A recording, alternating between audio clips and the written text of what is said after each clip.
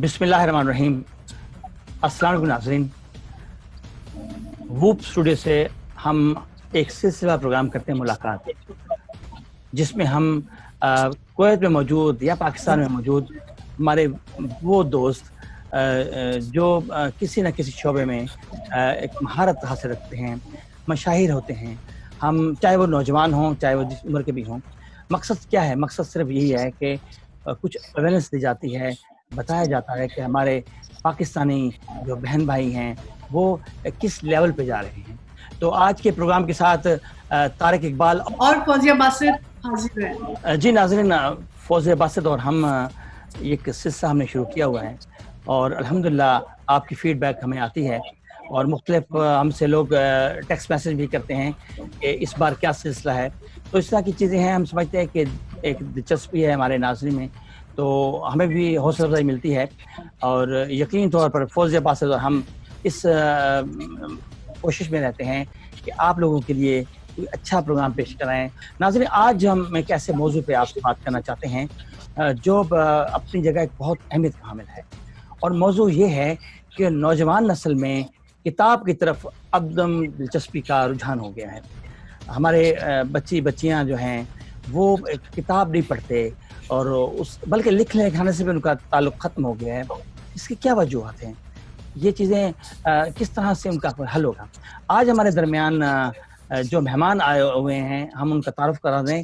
Doctor Faraz Zahid साहिबा हैं, जो पेशे के लिहाज से तो डॉक्टर हैं, लेकिन माशाल्लाह बहुत अच्छी स्कॉलर हैं और बहुत अच्छा लिखती हैं, कहती हैं और अक्सर औक़ात हम अपने मुख्तलिफ प्रोग्रामों में उनको शामिल भी करते रहते हैं। डॉक्टर साहब का बहुत शुक्रिया, आप तशरीफ़ लाएँ। जी, आज हमारे पास एक स्पेशल गेस्ट हैं। हमारे टॉपिक को देखते हुए, जो आज का हमारा टॉपिक है कि नौजवान नस्ल की किताबों से दूरी, लेकिन हमारे पास एक राइजिंग स्टार है माशाल्लाह, यंग राइटर है इकरा हारून। उसने अपनी किताब लिखी है, फेमिनिज्म में फर्स्ट बुक है उसकी। उसको आज हम अपने साथ लाए हैं। आई थिंक उससे डिस्कशन करके हमें बहुत मजा आएगा। ज़बरदस्त, माशाल्लाह, बहुत अच्छी बात है कि आज डॉक्टर साहबा से भी हम सबसे पहला सवाल ये करेंगे। डॉक्टर साहबा, जिस तरह से मैंने आपको बताया कि हमारे यहाँ जो है वो दिलचस्पी ख़त्म हो चुकी है हमारी नौजवान नस्ल में, कि वो पहले पढ़ते थे, किताबें पढ़ते थे, उनको नॉलेज होता था, बल्कि वो लाइब्रेरी में जाते थे और इस तरह की ऐसी एक्टिविटीज़ में अपना वक्त का इस्तेमाल सही तरह करते थे। लेकिन आज कल जो हमारी जो नौजवान नस्ल है, वो अपना ज़्यादातर वक्त जो है वो मोबाइल पे या इस तरह की एक्टिविटीज़ में मतलब ज़ाहिर समझने कर देते हैं, क्योंकि मकसदियत नहीं रहती। तो एक अच्छे जो हमारे नौजवान नस्ल के मतलब ख़वातीन हज़रात को किस तरह से क्या उनको वालिदैन की तरफ से ये चीज़ें मिलनी चाहिए या उनके जो असातिज़ा हैं वो उन्हें गाइड कर सकते हैं? आपकी क्या राय है? अस्सलाम वालेकुम। मेरा इस बारे में ये ख्याल है कि जब मैं अपने इर्द-गिर्द का मुशाहिदा करती हूँ, मैं समझती हूँ इस चीज़ को कि ये एक तो आपको ये मुबारकबाद पेश करना चाहती हूँ कि आपने इतना खूबसूरत टॉपिक चुना है, इतना खूबसूरत टॉपिक। क्योंकि इसके ऊपर कोई बात नहीं करता, मगर नोटिस कर रहे हैं सब लोग, पर इसको कभी किसी ने उजागर नहीं किया कि ये एक ज़रूरी बात है करने की। इसमें क्या है कि मुझे लगता है कि पेरेंट्स और टीचर्स दोनों का हाथ इसमें होना चाहिए और दोनों बराबर के शरीक हैं उन हालात में जो आज पैदा हो चुके हैं। जो उस्ताद हैं, पहले हमारे टाइम पे जो उस्ताद थे, जिस तरह से हम लोगों ने पढ़ा, तो वो हमारे वालिदैन भी उनको कह के आते थे कि आपने शायद बड़ी मशहूर कहावत सुनी होगी कि हड्डी हमारी गोश्त तुम्हारा। अच्छा।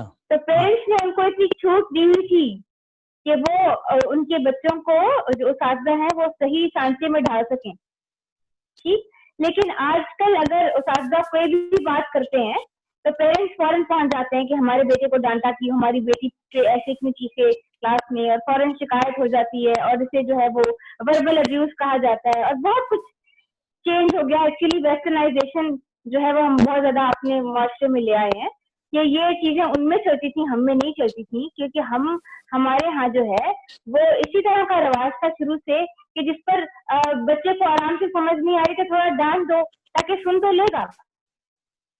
लेकिन अब हम बच्चों को डांट नहीं सकते, एज अ टीचर भी नहीं डांट सकते। पेरेंट्स की अगर बात करते हैं तो पेरेंट्स अगर खुली छूट दे दें तो टीचर हद से गुजर जाते हैं कि भाई तुम्हारे पेरेंट्स ने ये बोला है, फिर वो ये भूल जाते हैं कि एक हद भी है। तो दोनों की म्याना रवि होना जरूरी है। अब होता क्या है, एजुकेशन सिस्टम का इसमें इतना बड़ा हाथ है कि आप देखें आजकल बच्चे इतना भारी बैग उठा के जा रहे होते हैं, उन पर एजुकेशन का ऐसा बोझ होता है कि दिल ऐसे दुखता है कि एज अ डॉक्टर भी अगर बात करें तो उनमें प्रॉब्लम आ जाती है, बैग की बड़े मसाइल आ जाते हैं बड़े होकर, लेकिन उन पर भी हम तवज्जो नहीं देते कि ये तो सिस्टम है। और उससे अगर आप देखें तो रट्टाफिकेशन सिस्टम है, रट्टा लगाओ और पास हो जाओ। कॉन्सेप्ट समझ नहीं आएगा लेकिन उनको रट्टा चाहिए। तो पहले के जो टीचर्स थे वो कहते थे अपने अल्फाज में बयान करो, क्या समझ आया तुम्हें। सही। और वो एक चैलेंज होता था बच्चे के लिए, क्योंकि उसको पहले तो उसको इंटरप्रेट करना है, जो चीज पढ़ रहा है अपने जहन में उसको समझना है, फिर अपने जहन के मुताबिक उसको अल्फाज जो है उसकी शक्ल देके उसको बयान करना है। वो जो थिंकिंग प्रोसेस था वो आजकल नहीं है। और जो पेरेंट्स है दूसरी तरफ देखें तो घर में बच्चों को बोर होने का टाइम नहीं देते। बच्चे हर वक्त या मोबाइल पे हैं या टैब पे हैं या टेलीविजन पे देख रहे हैं, और जो वो देख रहे हैं उस पर भी काबू नहीं है। तो पूरा टाइम वो जो है वो स्क्रीन के हवाले, स्क्रीन पे क्या चल रहा है, पेरेंट्स दोनों कमाने में मसरूफ है, एक दौड़ लगी हुई है। बच्चों के साथ जो बैठ के टाइम गुजारते थे वो नहीं गुजार सकते। डिनर टेबल पे, लंच टेबल पे, ब्रेकफास्ट टाइम नहीं दे रहे बच्चों को। उस वक्त एक जनरल डिस्कशन होती थी जिसमें वो कुछ वैल्यूज ऐड करते थे बच्चों के लिए कि हाँ हम हमारे साथ ये था, हमने ये, हम वहां गए, हमने ये सीखा, कुछ तो बात होती थी। अभी टेबल पे पिन ड्रॉप साइलेंस होती है, हर कोई मोबाइल के साथ लगा हुआ है। पेरेंट्स में से एक है और एक नहीं है, उनका भी कसूर नहीं है क्योंकि आज एक जो है उससे घर नहीं चलता, दोनों को काम करना पड़ता है। लेकिन वो उस तरह मैनेज नहीं करते जिससे उनके बच्चों की परवरिश, उनकी तरबियत पे असर ना आए। दोनों बहुत मसरूफ हैं, डिस्कशन नहीं होती। तो अगर तो इस तरफ रुझान जो है वो करना है तो सबसे पहले तो पेरेंट्स की तरफ से वैल्यूज आना जरूरी है।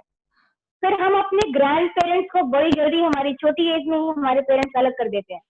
क्या करते हैं, बस लड़के की शादी हो गई, बहू आ गई और जल्दी से सेपरेट हो जाओ। तो क्या है, जब बच्चे होते हैं तो उनको दादा दादी, नाना नानी वो वैल्यूज नहीं जाती, जो कि एक प्योर ओरिजिनल सोर्स होती है वैल्यूज की, वो नहीं जाती। उसका मेरे ख्याल सबसे बड़ा नुकसान उन बच्चों को होता है क्योंकि वो अपनी वैल्यूज भूलने लगे हैं, अपनी रवायात भूलने लगे हैं, और कोई भी रवायत अपनाएंगे। कोई खाली जगह हो गई ना, वो खाली हो गई जगह, अब वो कोई ना कोई रवायत तो पूरी करेगी उस जगह को। अब वो कौन सी रवायत होगी, सही होगी गलत होगी, उसका भी शऊर नहीं देते। उसकी वजह से आजकल ये जो पढ़ने लिखने का सिलसिला है वो इतना ज्यादा नहीं रहा।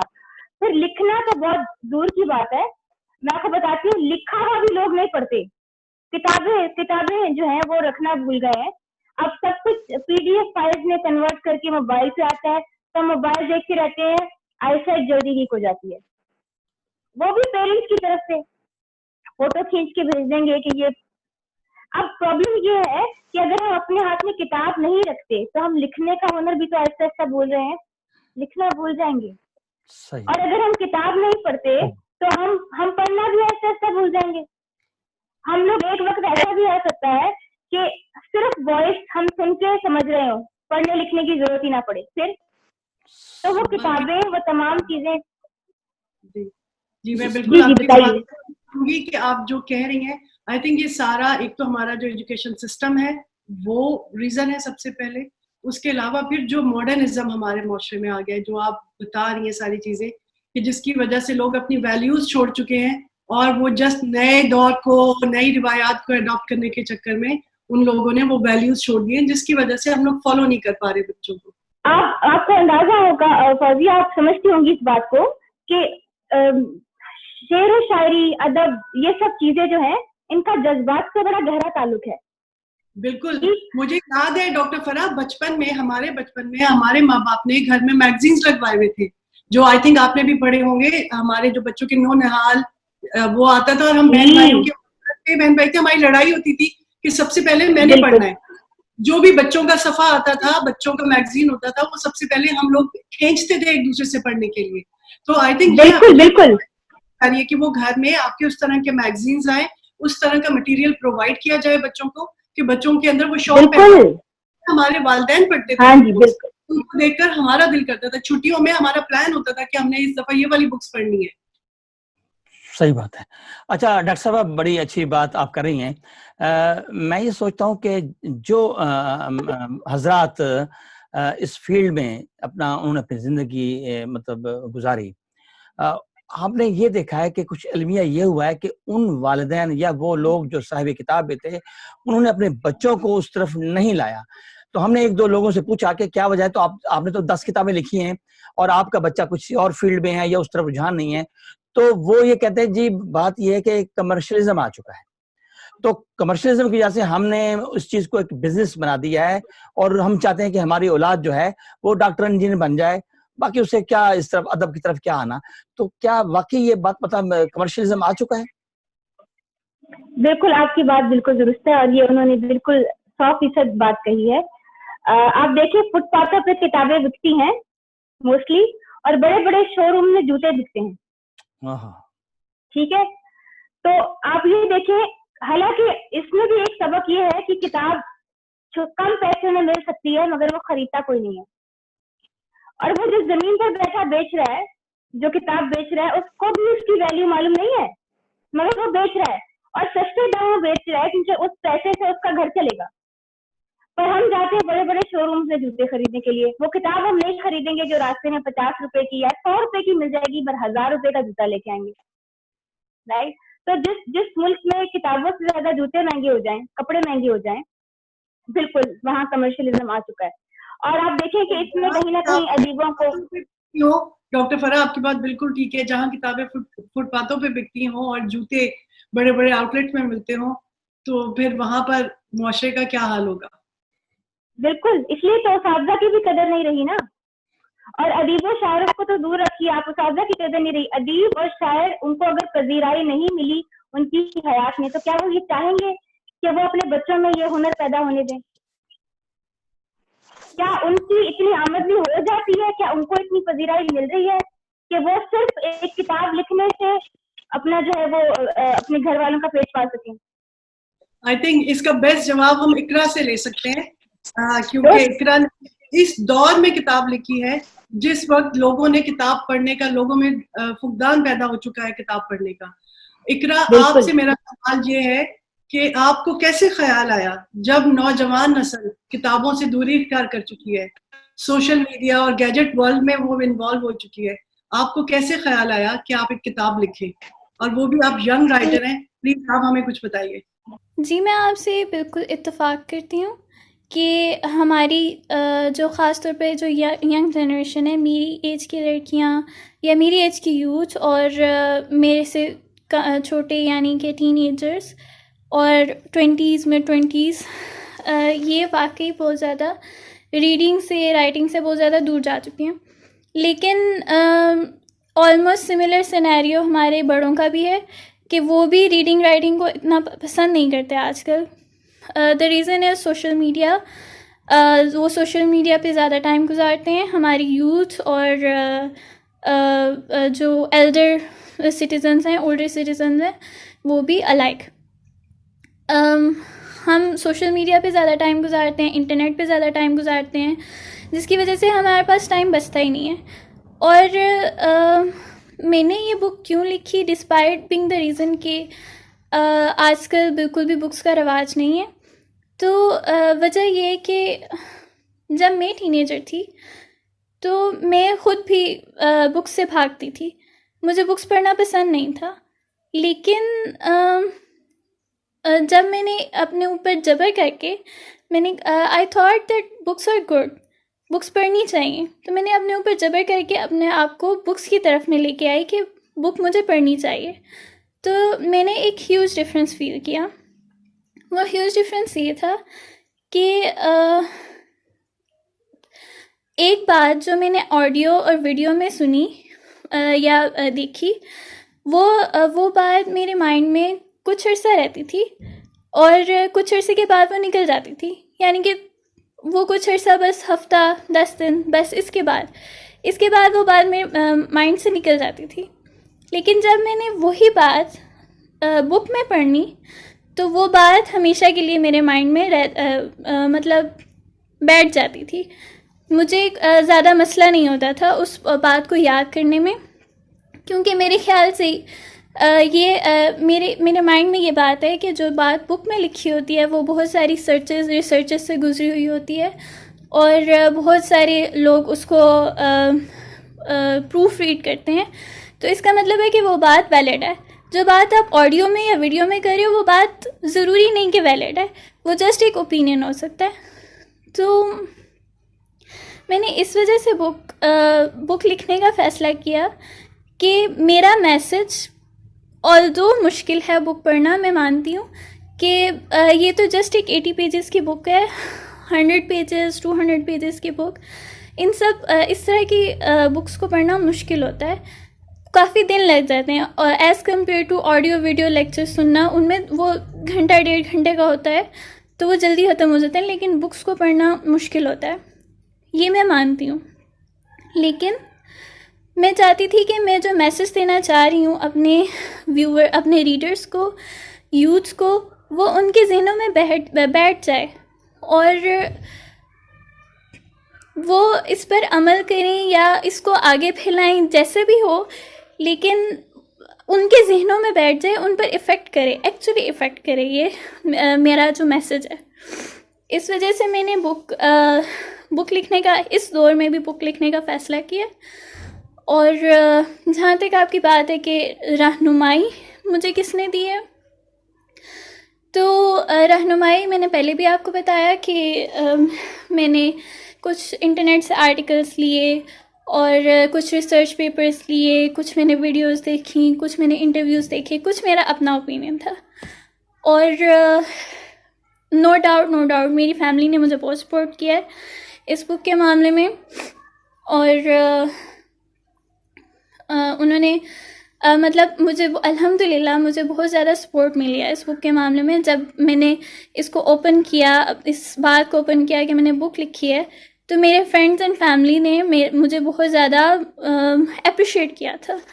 तो इंशाल्लाह आगे भी मुझे सपोर्ट मिलेगी। अच्छा इकरा, आप माशाल्लाह अभी बहुत यंग हैं और इस उम्र में आपने किताब लिखी है, हमारे लिए तो बहुत ही खुशी का लम्हा है। और यहाँ जितने भी दुनिया भर में या कुवैत में हमारे ये प्रोग्राम लोग देखेंगे, उनको बहुत अच्छा लगेगा कि आप इतनी कम उम्र में साहिब किताब हैं।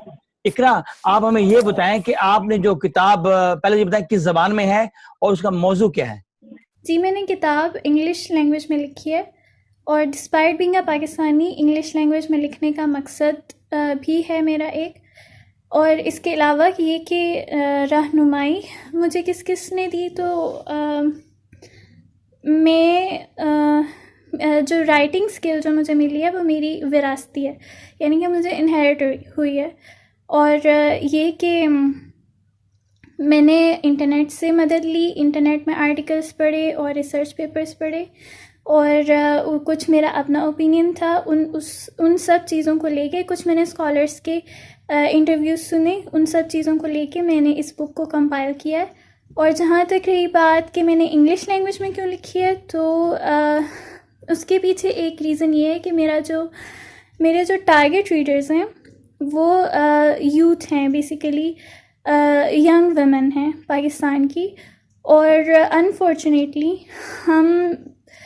ऑल्दो हम एक इंडिपेंडेंट नेशन है, लेकिन हमारा जो माइंडसेट है वो अनफॉर्चुनेटली अभी तक वेस्टर्न सिविलाइजेशन पर डिपेंडेंट है। और हमारी जो यूथ है ख़ास तौर पे, वो वेस्टर्न सिविलाइजेशन को बहुत ज़्यादा आइडियलाइज़ करती है। वो उर्दू की निस्बत इंग्लिश को प्रेफर करती है, यानी कि उन्हें उर्दू बुक्स पढ़ने से ज़्यादा इंग्लिश बुक्स पढ़ना ज़्यादा आसान लगता है। और ये कि चूँकि वो वेस्टर्न कल्चर को बहुत ज़्यादा आइडियलाइज़ करते हैं, इस वजह से वो फेमिनिज़म को भी आइडियलाइज़ करते हैं। तो मैं चाहती थी कि मेरा मैसेज, चाहे वो इंग्लिश लैंग्वेज में ही क्यों ना हो, मुझे इंग्लिश लैंग्वेज में ही क्यों ना देना पड़े, मैं उन अपने टारगेट रीडर्स को दूँ अपना मैसेज, वो किसी तरह से मैं अपना मैसेज उन तक पहुंचा सकूं। तो ये वजह थी कि मैंने इंग्लिश लैंग्वेज में बुक क्यों लिखी। माशाल्लाह इकरा, बहुत अच्छा आपने खूबसूरत अल्फाज में अपनी किताब के बारे में बताया हमें। और मुझे बहुत अच्छा लगा। इकरा, आप क्या सोचती हैं कि अभी भी आप यंग हैं, अभी आप पढ़ेंगी, बहुत कुछ आप हासिल करेंगी, क्या ख्वाहिशात हैं कि आपने किताबें लिखनी है या और भी आपका कोई शोबा है जो आप अपना अमली ज़िंदगी में अपनाएंगी? जी, जहाँ तक आपका ये सवाल है कि मैं अपनी राइटिंग को अपना करियर बनाना चाहती हूँ या नहीं, तो ये जो मैंने बुक लिखी है ये जस्ट एक ट्रायल था। मैं देखना चाहती थी कि मैं अपनी थॉट्स को रिटन फॉर्म में ला सकती हूँ या नहीं। तो अभी मैं इस बारे में कुछ नहीं कह सकती कि मैं करियर इसको बनाना चाहती हूँ या नहीं।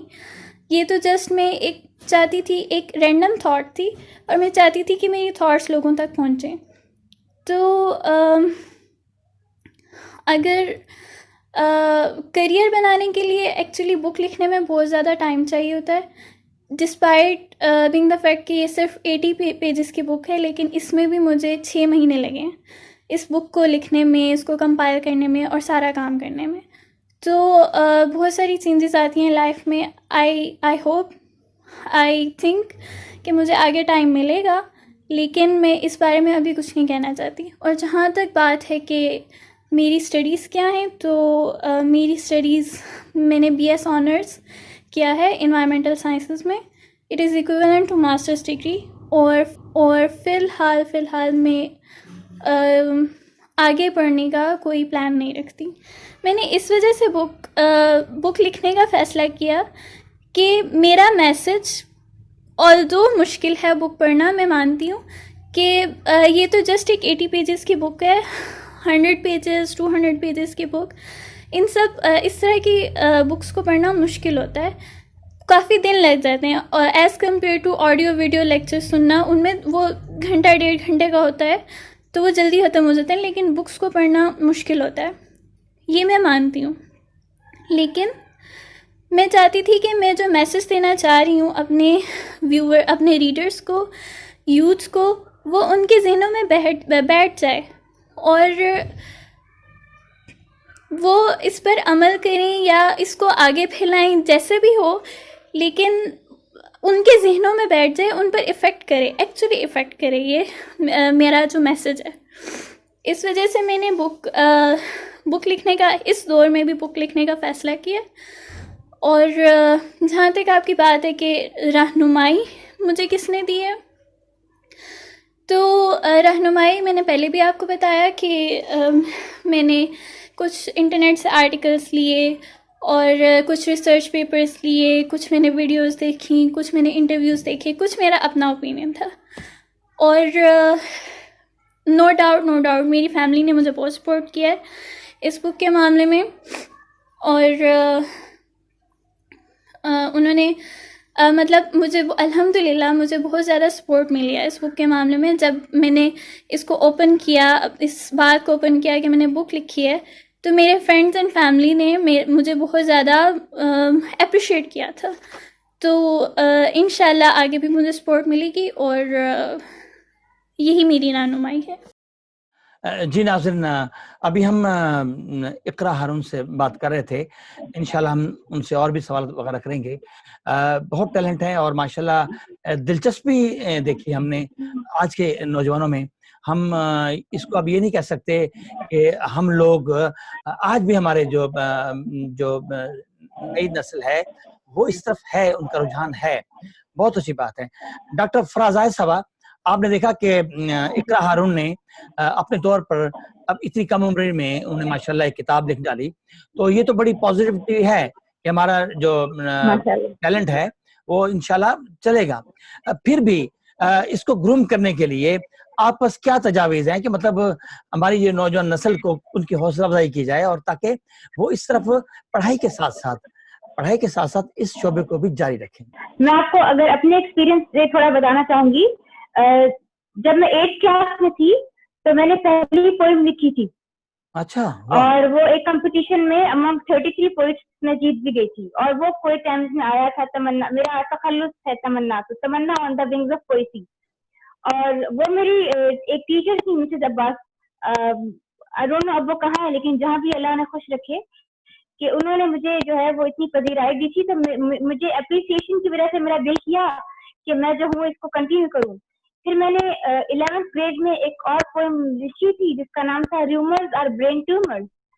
और वहां से मुझे लिखने का शौक जो है वो रहा, क्योंकि मेरे अल्लाह बख्शे वालिद साहब और अभी जो मेरी वालिदा हैं अल्हम्दुलिल्लाह, इन्होंने मेरी जबान पे, हम बहन भाइयों की जबान के ऊपर बड़ी मेहनत की है कि हम लोग अच्छा बोलें, अच्छे तरीके से बात करें, गुफ्तगू का अंदाज अच्छा होना चाहिए, और यानी एक महज़ब अंदाज सिखाया।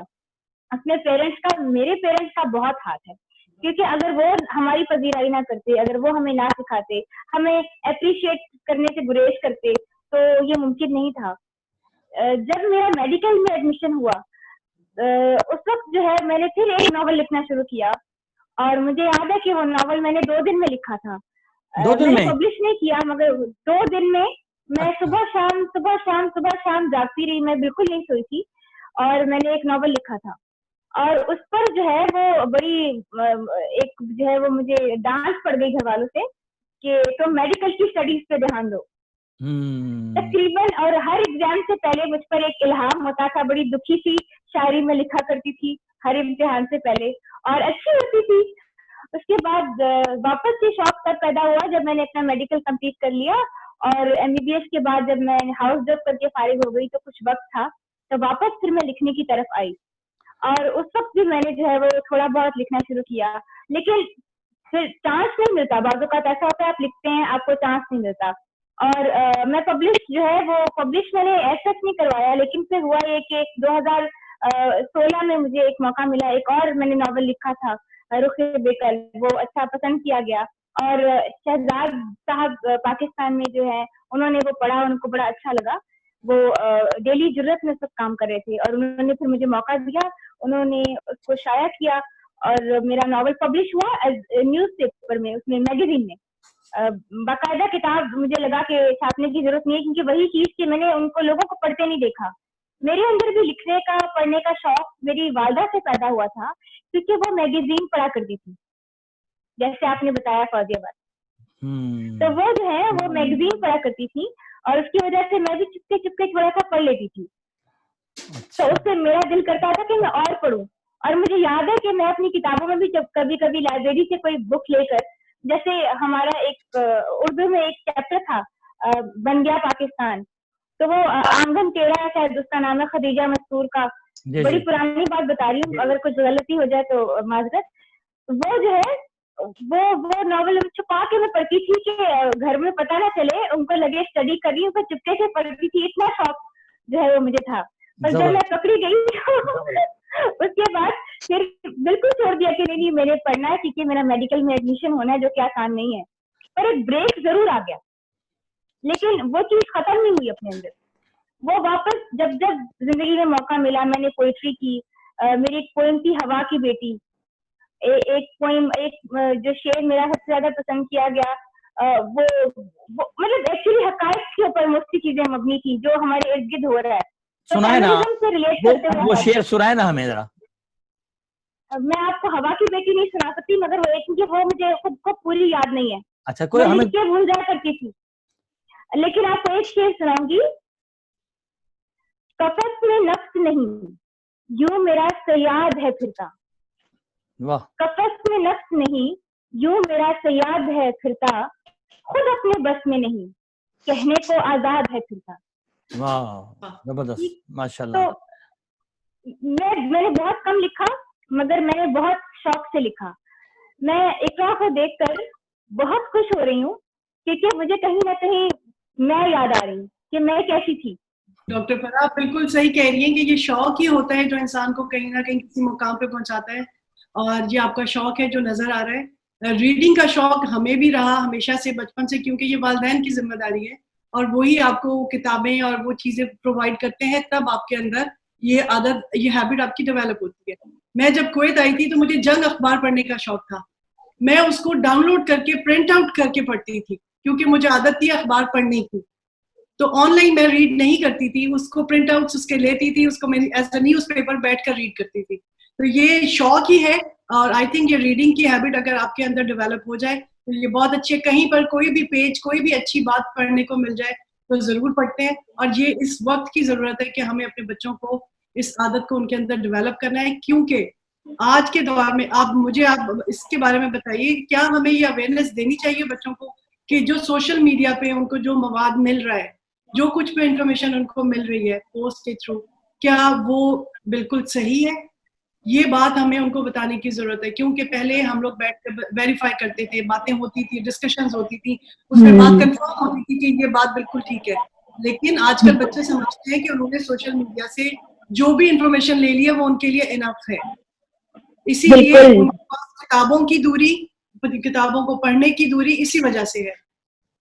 बिल्कुल, आप बिल्कुल ठीक कर रही हैं। बिल्कुल अच्छी बात की आपने, मेरे दिल को लगी, क्योंकि मैं भी ये सोचती हूँ कि अभी कोई भी ऑथेंटिकेशन जो है वो नहीं है किसी भी चीज की। बच्चा जो देखता है वो उसके जहन का, उसकी मेमोरी का एक हिस्सा बनता है, जो निकालना मुमकिन नहीं है। और हमारा उस पर कंट्रोल नहीं रहा, पेरेंट्स का कंट्रोल नहीं रहा कि बच्चा क्या देख रहा है। बच्चा कुछ भी देख रहा है।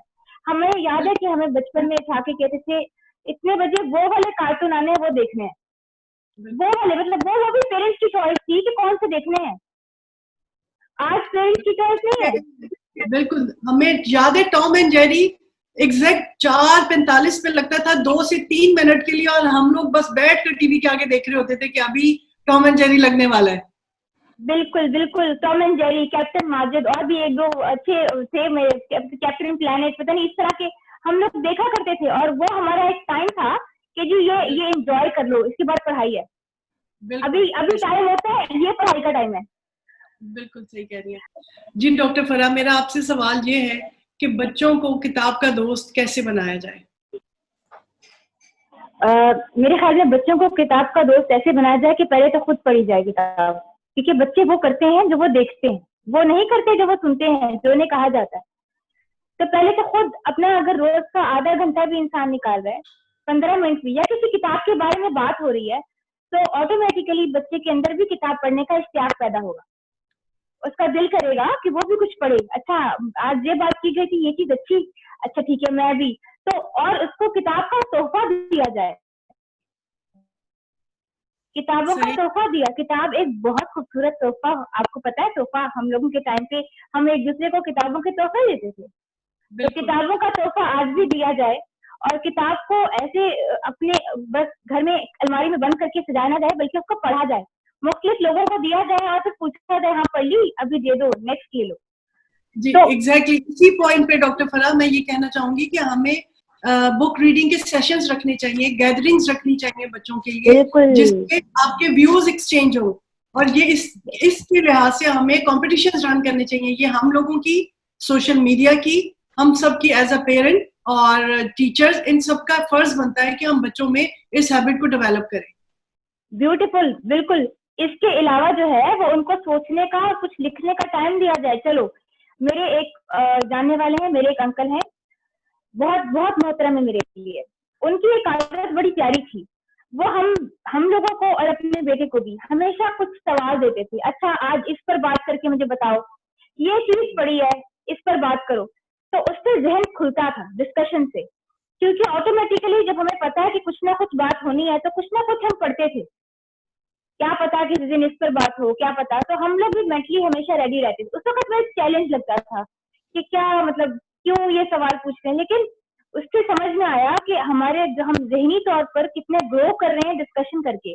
बिल्कुल सही कह रही है। आई थिंक सोशल मीडिया ने वालिदैन को और बच्चों दोनों को बिजी कर दिया है। अगर हम सबको अपनी जिम्मेदारी महसूस करते हुए इस पर फोकस करना चाहिए, और अपने बच्चों में, इवन उस्ताद, हमारे टीचर्स हैं, उन सबको इस चीज पे फोकस करते हुए उनको एक टॉपिक देना चाहिए हमेशा, जैसे कि डॉक्टर फराह आप बता रही हैं, जैसे आपके अंकल करते हैं। I think this is a best idea. सही बात है। और इससे मैंने बहुत कुछ सीखा उनसे। अच्छा डॉक्टर साहबा, माशाल्लाह आप बड़ी अच्छी बातें कर रही हैं, और बाकी कुछ ऐसी चीज़ें भी हैं जो नॉर्मली मतलब हम महसूस करते हैं। हमने ये देखा है कि चलें नौजवानों में, या जो भी हमारे सीनियर पाकिस्तानी हैं, जो भी हैं, वो किसी न किसी हवाले से मुख्तलिफ किताबें भी लिख रहे हैं।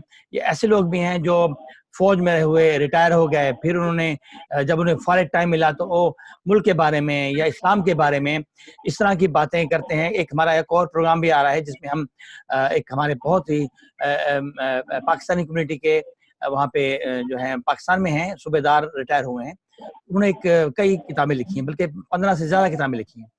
ख़वातीन में हमने देखा है कि ख़वातीन अगर वो शायरी है, जिस तरह हम जानते हैं कि बहुत बड़े परवीन शाकिर, इस तरह की और शायरा भी हैं, और इस तरह का जो टैलेंट है, इस तरह की जो चीज़ें हैं, वो ख़वातीन में हमने देखा है कि बहुत हद तक महदूद होकर रह गई हैं। इसकी क्या वजह है?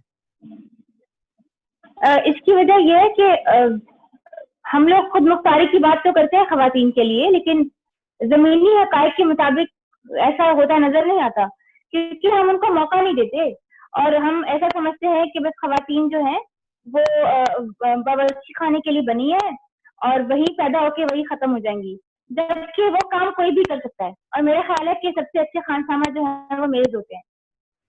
आप भी इस बात से इत्तेफाक करेंगे, ठीक है? लेकिन हम लोग क्या करते हैं कि अगर खातून है तो बस किचन में इसने रहना है, इसने बस यही करना है, तो उनको इतना प्रोग्राम कर देते हैं मेंटली कि वो इसके अलावा कुछ सोच ही नहीं पाती। और अगर उनके ज़हन में कोई सोच आती भी है तो फौरन झटक देती हैं ये सोच के कि हमारे बगैर घर नहीं चल सकता।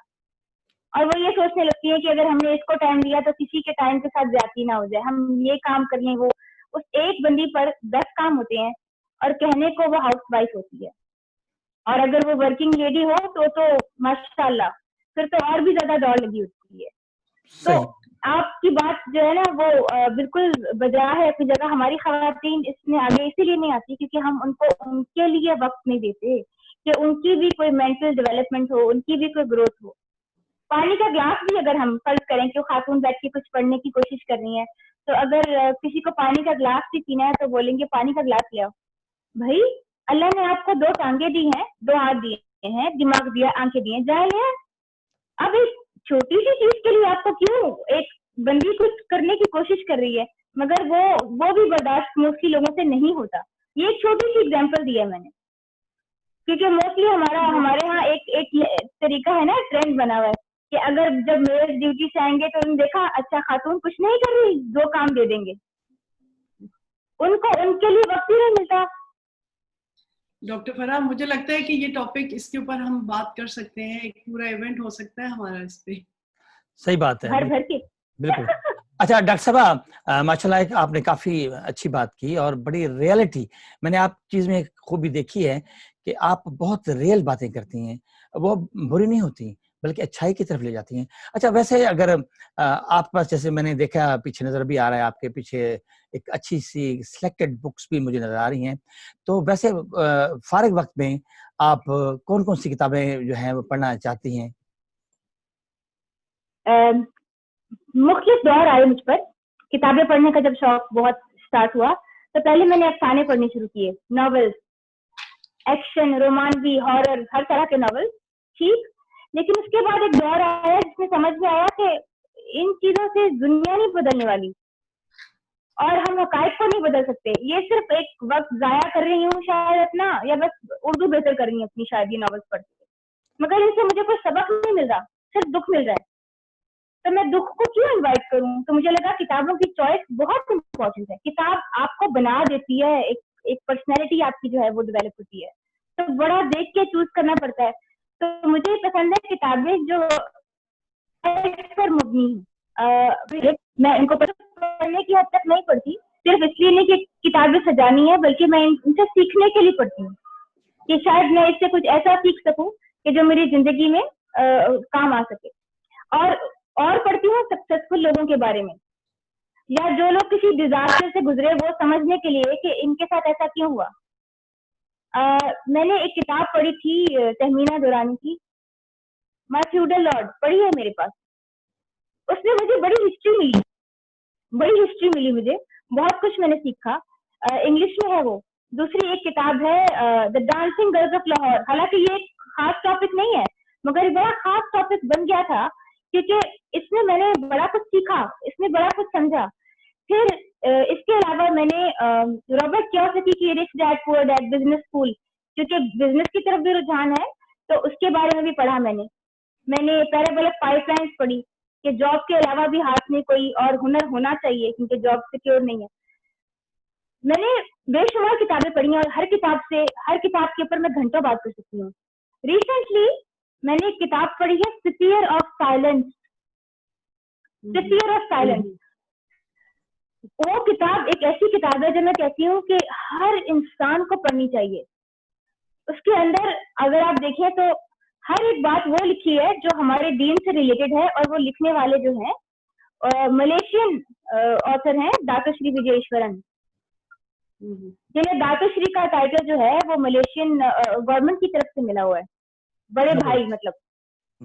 ठीक, मतलब he is an amazing person. और जो उन्होंने किताब लिखी है, वो किताब अगर आप दिल से पढ़े ना तो आपके रोंगटे खड़े हो जाते हैं इस सोच से कि हम अब तक क्या कर रहे थे और हमें अपने अंदर कितनी तब्दीलियां लेकर आनी है सही बेहतर होने के लिए। फिर एक पढ़ रही हूँ आजकल, वो खत्म करने के बाद 2 मिनट्स फ्रॉम एबिस, वो किताब बहुत खूबसूरत है। मेरी कोशिश होती है कि मैं जब भी कोई किताब पढूं तो मैं हमेशा उसका नॉलेज शेयर करूं, हमेशा उससे कुछ सीखा हुआ शेयर करूं। तो मैं हमेशा अपने इर्द गिर्द के लोगों से शेयर करती हूँ, डिस्कशन करती हूँ। तो मैं सिर्फ इतना कहना चाहती हूँ, एक तो किताबें बहुत देख कर चूज करें कि आप क्या पढ़ रहे हैं, क्योंकि आप किताबें आपको बना भी सकती हैं और आपके जहन में कोई खराफात भी पैदा कर सकती हैं। तो किताबें देख के पढ़ी जाएं। दूसरा, जब आप पढ़ें ना तो उनको शेयर करें, पढ़ने की आदत रखें, डेली आधा घंटा अपने लिए निकालें, अपनी पर्सनैलिटी के लिए, खुद सीखने के लिए निकालें, क्योंकि वो आपको इतना कुछ सिखा जाती हैं जो शायद जिंदगी आपको सिखाने में साल लगा दे। मतलब किताब का एक पेज पढ़ के शायद आप सालों सीख जाएं अपनी जिंदगी से। सही बात कही। जी नाज़रीन, बहुत अच्छी बातें हुई, ख़ास तौर पर हमारी जो बिल्कुल नौजवान इक़रा हारून ने भी बहुत अच्छा बोला, और डॉक्टर साहब की बातें हमें बड़ी अच्छी लगी।